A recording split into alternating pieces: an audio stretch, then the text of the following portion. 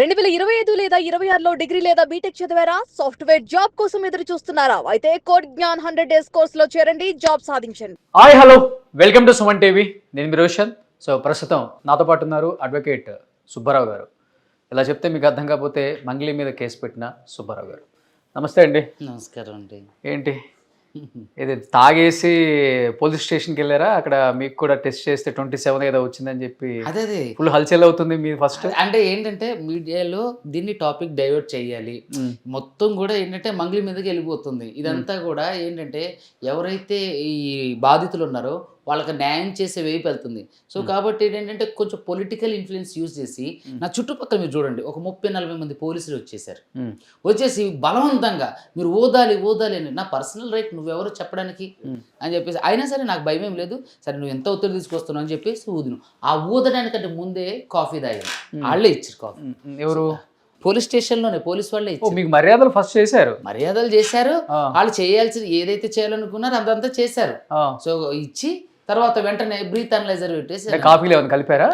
కాఫీలో ఏం కలుగుతారండి? కెఫిన్ ఉంటుంది కదా, ఆ కెఫిన్ ఉంటుంది. కూల్ డ్రింక్ తాగినా కాఫీ తాగినా జనరల్గా 30% లోపు ఖచ్చితంగా వస్తుంది, అది నార్మల్.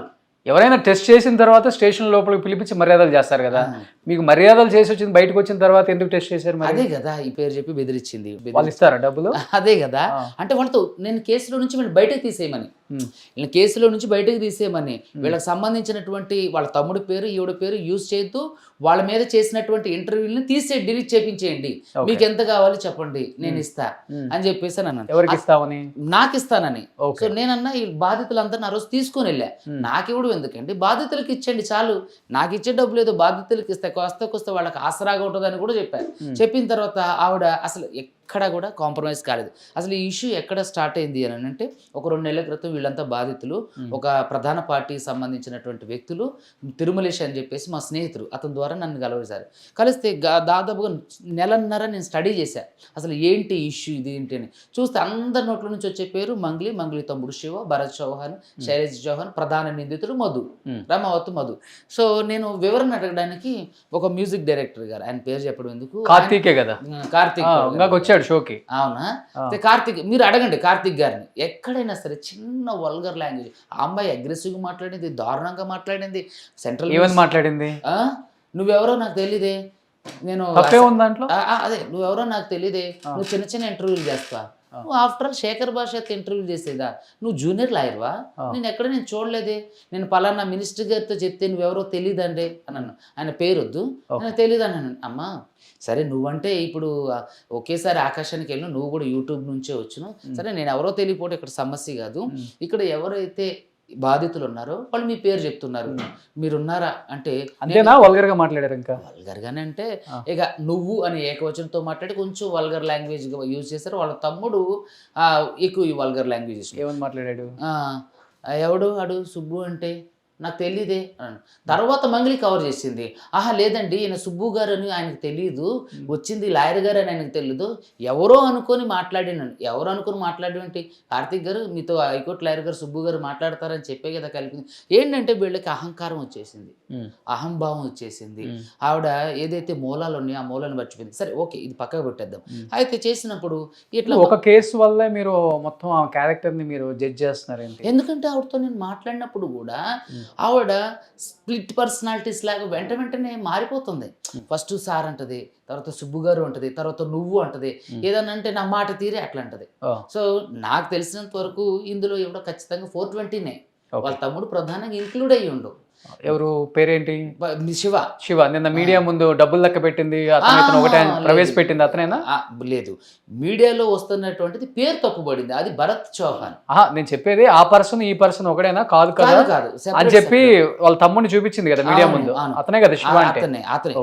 అది వినయంగానే ఉన్నాడే అక్కడ ప్రెస్ మీట్ లో. అదే కదా, సాంప్రదాయాన్ని శుద్ధపోస్తేనే నన్ను అన్నట్టు వ్యక్తి చాలా హారబుల్, చాలా వల్గర్గా లాంగ్వేజ్గా మాట్లాడుతుంది. ఈ రోజు కూడా ఏదైతే బాధితులు ఉన్నారో బాధితులకు ఫోన్ చేసి అంటే మెసేజ్ చేసి మాట్లాడటం జరిగింది. ఇంకా ఇప్పుడు కూడా అంటే జనరల్ టాపిక్స్ నేను ఇప్పిస్తాం, మేము మాట్లాడతాం, సిఐడి దాంట్లోకి పిలుస్తున్నారు, ఎంక్వైరీకి వెళ్తాం, వచ్చిన తర్వాత ఆడ సంగతి చూస్తాం, లా అనే లకారంతో మాట్లాడే బూతులు అవి కూడా ఆడిని రమావత్ మధుని. అంటే వాళ్ళు ఏంటంటే తెర ముందు ఒకలా ఉంటారు, తెర వెనుక ఒకలా ఉంటారు. ఓకే. సో ఇదంతా సినారియో జరిగేటప్పుడు నేను ఫస్ట్ ఫోన్లో చేసినప్పుడు ఆవిడ అరగంటకి మాట్లాడేసరికి సరే కోర్టులోనే చూసుకుందాం అని చెప్పేసి నేను ఫోన్ పెట్టేసిన తర్వాత మీడియా వాళ్ళ మిత్రులందరూ పిలిచి ఆధారాలను మీడియాకి ఇచ్చి మీడియాకి జరిగిన విషయం చెప్పాను.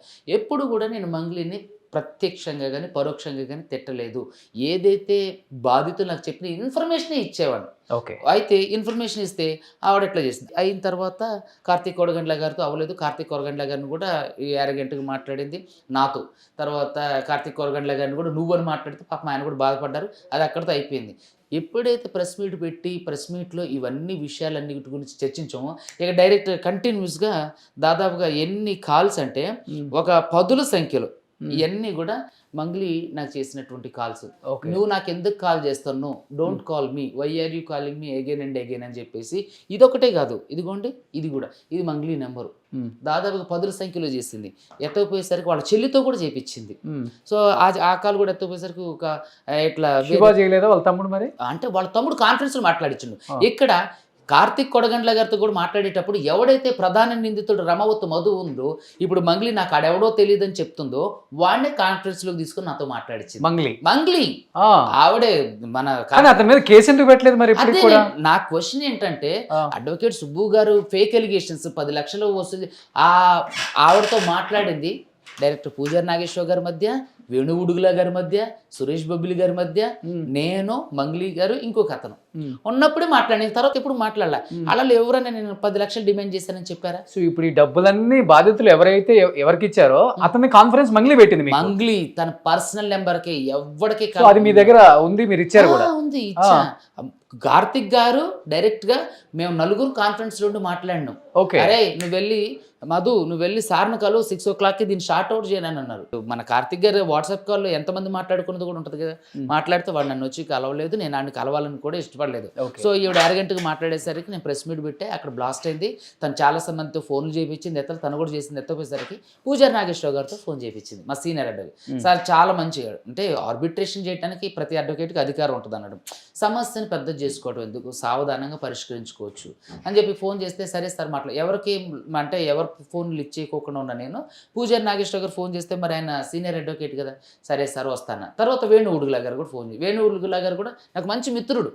మేమిద్దరం దాదాపుగా ఒక 2 సంవత్సరాల నుంచి ట్రావెల్ అవుతున్నాం అన్నట్టు. సో మిత్రుడు సుబ్బు గారు రండి మనం మాట్లాడదాం అంటే నేను అంట, ఆయన సుబ్బు అంటాడు.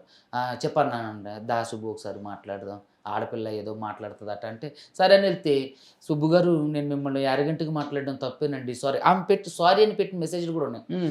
సారీ అండి, క్షమించండి అంటే నేను నిన్ను క్షమించేది ఏం లేదమ్మా, అయిపోయింది ఆల్రెడీ. అప్పటికే మేము ఆల్రెడీ కోర్టుకు వెళ్తున్నాం. వాళ్ళందరూ కూడా వాళ్ళ పోలీస్ స్టేషన్లలో మీ మీద కేసులు అన్ని తెలంగాణ, ఆంధ్ర, కర్ణాటక అన్ని పోలీస్ స్టేషన్లలో కేసులు కూడా పెట్టించాం. అంటే సివిల్ సూట్ కదా, పోలీసులు తీసుకురా అత్రూ ఆర్పిఐడి పంపించి దాన్ని హైకోర్టులో కేసు వేయాలి. ఓకే. సో అయితే అయిపోయిందని అంటే ఈ కేసులు మా వీడియోలు తీపించేసేయండి, మా తమ్ముడు పేరు నా పేరు తీపిచ్చేసేయండి, వాడకండి, కేసుల నుంచి తీపిచ్చేసని మాట్లాడితే ఇక నేను ఆఫర్ చేసింది వాళ్ళ అడ్వకేట్ సార్ ద్వారా నాకు ఆఫర్ చేస్తే నాకెందుకు బాధితులకి ఇవ్వండి అని చెప్పేసి అని అన్న. అక్కడికి అది అవ్వపోయేసరికి వేణు ఉడుగుల గారు నేను మీకేం కావాలన్నారు సార్, నాకు ఒకటి ఆ అమ్మాయి ప్రమేయం లేదంటుంది కదా.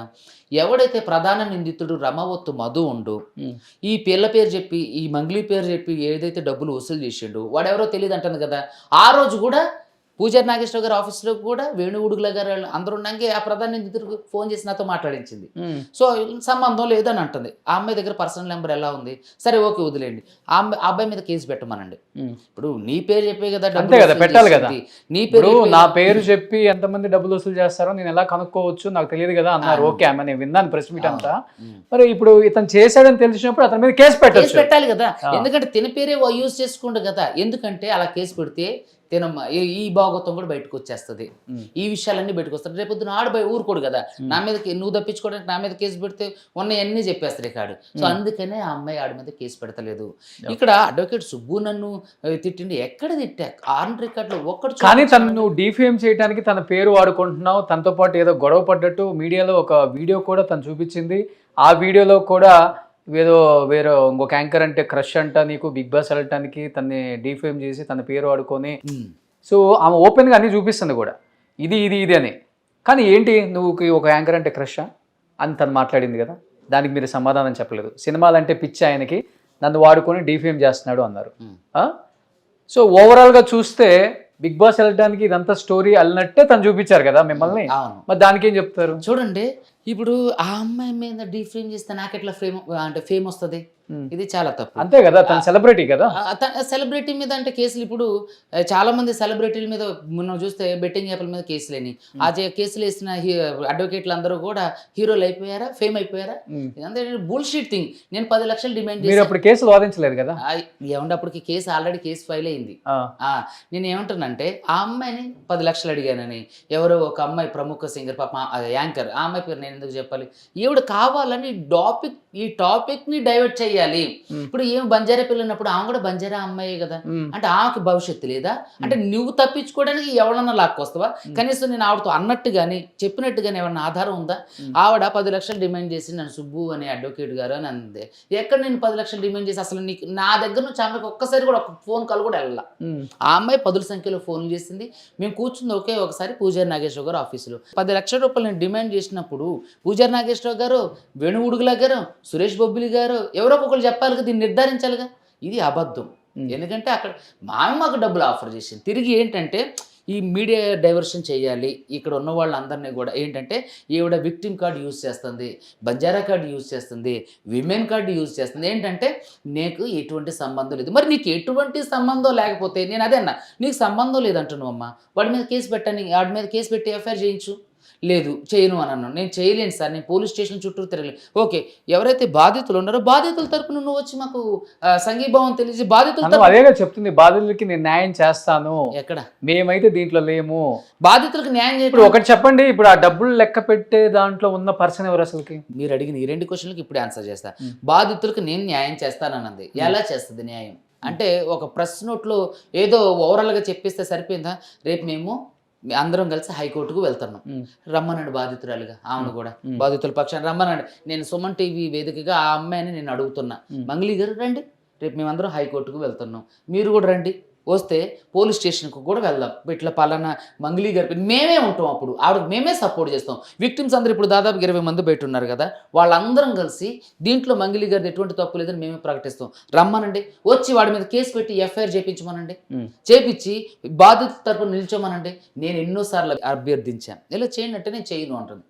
ఎందుకనంటే వాళ్ళ చిన్న చెల్లిని ఈ అబ్బాయికి ఇచ్చి చేస్తున్నారు అని అందరికీ చెప్పిన మాట.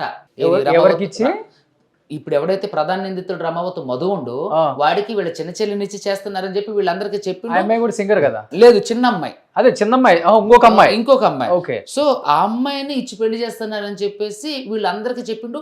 వీడు చెప్పడమే కాదు, సింగర్ మంగళ వాళ్ళ తమ్ముడు వీళ్ళ దగ్గర రూఢిపరిచిండు, వీళ్ళతో పాటు తిరిగిండు, తిండో ఉండు.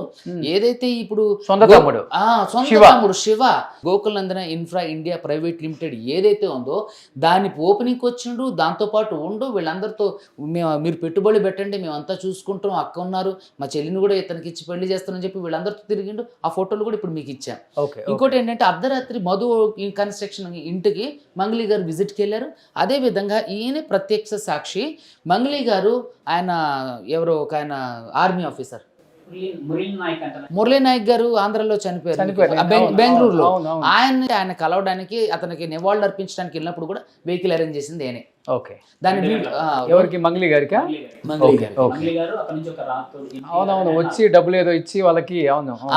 సో ఇక్కడ నేనేమంటానంటే ఇవన్నీ కూడా ప్రధాన ప్రత్యక్ష సాక్ష్యాలు. ఈవిడ చేస్తున్నటువంటి అలిగేషన్, ఇప్పుడు అడ్వకేట్ సుబ్బు నన్ను 10 లక్షలు అడిగిండు, పలానా ఆవిడంటే క్రష్ అండు, అసలు ఇవి కేసుకు సంబంధించిన విషయాలు. అసలుకి ఇక్కడ ఏమైపోయిందంటే బాధితులు వర్సెస్ మధు అవ్వాల్సిన కేసు సో సుబ్బు వర్సెస్ మంగళి అయిపోయింది. ఇక్కడ ఏంటంటే డీవియేషన్స్ తీసుకొస్తున్నారు. ఇక్కడ ఏంటంటే ఇప్పుడు అడ్వకేట్ సుబ్బు గారు ఇప్పుడు ఆన్ బిహాఫ్ ఆఫ్ అడ్వకేట్ అందరు క్లయింట్ల తరపున కేసులు వేస్తారు. ఇలా ఇక కేసులు వేసిన వాళ్ళు అందరూ ఆపోజిట్ అడ్వకేట్ల మీద కేసులు వేస్తే న్యాయ వ్యవస్థ మీద ప్రభావం పడదా? ఇది ఏంటంటే ఇతను నేను బెదిరించి ఇతను డబ్బులకు లొంగలేదు, సో కేసులు లాంటివి పెట్టి బెదిరించే ప్రయత్నం చేస్తే తప్పు కొట్టడు. ఇప్పుడు కూడా సజ్జనార్ గారికి వినతి పత్రం ఇచ్చి వచ్చారు, మీ మీద యాక్షన్ తీసుకోమంటున్నారు కానీ తప్ప బాధితుల మీద అన్యాయం చేసిన మధుగు మీద యాక్షన్ తీసుకొని వీళ్ళకి న్యాయం చేయండి అని ఇవ్వట్లా. ఎక్కడ అక్కడే డౌట్ వస్తుంది అందరికి కూడా ఇప్పుడు. అదే అంటున్నా, ఎక్కడ ఇవ్వట్లా. పంజగుట్ట పోలీస్ స్టేషన్ లో అక్కడ వరకు ఎందుకంటే నార్సింగి పిఎస్ లో కంప్లైంట్ ఇచ్చింది. అక్కడ ఉన్న సిఐ గారు హరికృష్ణారెడ్డి మంచి వ్యక్తి ఆయన కూడా. చాలా మంచి వ్యక్తి. ఆయన వివరాలు అడిగితే ఆధారాలు అడిగితే ఇప్పుడు ఒక్కటి కూడా ఇవ్వలేదు. అక్కడ ప్రధాన పత్రికల్లో వచ్చింది. ఏమున్నాయి ఆధారాలు? నేను ఆవిడకు ఫోన్ చేసింది లేదు, ఆవిడ నాకు ఫోన్ చేసింది, ఆవిడ నన్ను బెదిరించింది, నేను అడిగింది లేదు. ఎందుకంటే వీళ్ళందరూ సాక్షి ఉన్నారు, డైరెక్టర్ గారు, లాయర్ గారు, మ్యూజిక్ డైరెక్టర్ గారు, నేను, వీళ్ళు కూడా ఉన్నారు. అక్కడ మళ్ళీ నా మీద దాడికి కూడా ప్రయత్నం చేసింది. పూజారి నాగేశ్వర గారు ఆఫీసులో లిఫ్ట్ దగ్గర కొంచెం కొట్టబోయారు మిమ్మల్ని. నా దగ్గరకు వచ్చి నువ్వు వినకపోతే నీ సంగతి చూస్తా అని చెప్పి వాళ్ళ తమ్ముడికి ఫోన్ చేసి మధుగడికి కలిపి, అరే వీడు ఇక్కడే ఉంటారా ఈడనంటే, అరే నిన్ను చంపేస్తావురా, నువ్వు కోర్టుకి వెళ్ళేది మాకు తెలుసు, చంపితే పెద్ద కేసు అయింది కానీ హిట్ అండ్ రన్ లో నిన్ను తొక్కిచ్చేస్తున్నాడు ట్రక్ బిట్ అని చెప్పేసి నన్ను బెదిరిస్తే, ఎవరు వీడే మన మంగ్లీ వాళ్ళ తమ్ముడు శివ, బ్రహ్మవత్ మధుగాడు మంగ్లీ వాళ్ళ తమ్ముడు మాట్లాడేసరికి ఇక్కడ గొడవ ఏదో అవబోతుందని చెప్పేసి వేణుగుడిలా గారు కూడా బయటకు వచ్చారు. వచ్చేసరికి అక్కడ నుంచి మా ఫ్రెండ్స్ తిరుమలేషు రవణ ఇద్దరు కలిసి నన్ను కిందకి తీసుకెళ్లారు. అక్కడ కింద వీళ్ళు ఏం చేస్తున్నారని మంగళి కార్ డ్రైవర్ వీళ్ళ ఫోటోలు వీడియోలు తీయడం, ఇది కింద ఉంచి మేము పైకి వెళ్ళాం కదా. సో అక్కడ ఇదంతా అయిపోయిన తర్వాత అక్కడ నుంచి వచ్చి మంగళి మీద కేసు ఫైల్ చేయడం జరిగింది. సో మంగళి కేసు ఫైల్ చేయడం, ప్రైమ్ ఆఫ్ ఎవిడెన్స్ లేకుండా పోలీసులు ఎఫ్ఐఆర్ ఫైల్ చేస్తారు. ఇంత దిగజారిపోయారా? ఏంటి లారీలు ఎక్కిస్తారా? లారీలు ట్రక్ తో దొక్కిచ్చేస్తారు. అధికార మదం ఉంది, లేకపోతే అధికారులు అండగా ఉన్నారు, లేకపోతే సెలబ్రిటీ మోజులో ఏం మాట్లాడుతున్నారు కూడా తెలియట్లేదు. సో ఆమె కదా మాట్లాడింది వాళ్ళ తమ్ముడు. ఈవిడ బూతులు తిట్టింది కదా, అరే ఊరే అనుకుంటా అరే వీడు ఇక్కడే ఉండరా అని. అంటే మధుకు ఫోన్ చేసి వాళ్ళ తమ్ముడు కాన్ఫరెన్స్ లో తీసుకొని అయితే అనేసరికి ఇక అక్కడ ఈ సీన్ అవుతుందని చెప్పేసి, మరి ఎందుకు ఈ బంజారా బిడ్డను తొక్కేస్తారు, అవకాశం రాకుండా అంచెలంచెలుగా ఎదుర్కొంటూ వచ్చాను, ఈ డైలాగులు ఇండస్ట్రీ ఒకసారి గమనించండి, పోలీసు వాళ్ళు కూడా ఒకసారి గమనించండి, అండ్ న్యాయ వ్యవస్థ, పొలిటికల్ లీడర్స్ ఎవరైతే సపోర్ట్ చేస్తున్నారో ఆమెకి, సార్ కళ్ళు తెరవండి సార్. ఇప్పుడు నేను కాసేపు అడ్వకేట్ సుబ్బు గారిని పక్కన పెడితే పక్కనే బాధితుడు ఉన్నాడు, ఈ బాధితుడి మాటలతో అయినా కొంచెం చెల్లించండి. ఇలాంటి వాళ్ళకి మనం సపోర్ట్ చేస్తే ఈ వ్యవస్థలో ఎవ్వరం బతకలేం. వాడిని పొడుచుకొని చేస్తారు. నీ మీదకి ఆయన ఎక్కియచ్చు, రేపు వాళ్ళు మీ మీదకి ఎక్కిస్తారు, అంతకు మించి ఏం లేదు. ఒక సెంట్రల్ మినిస్టర్, మీరేం గొప్ప ఏం కాదు, అతీతమేం కాదు, మీరు కూడా కష్టపడి పైకి వచ్చిన వాళ్ళే.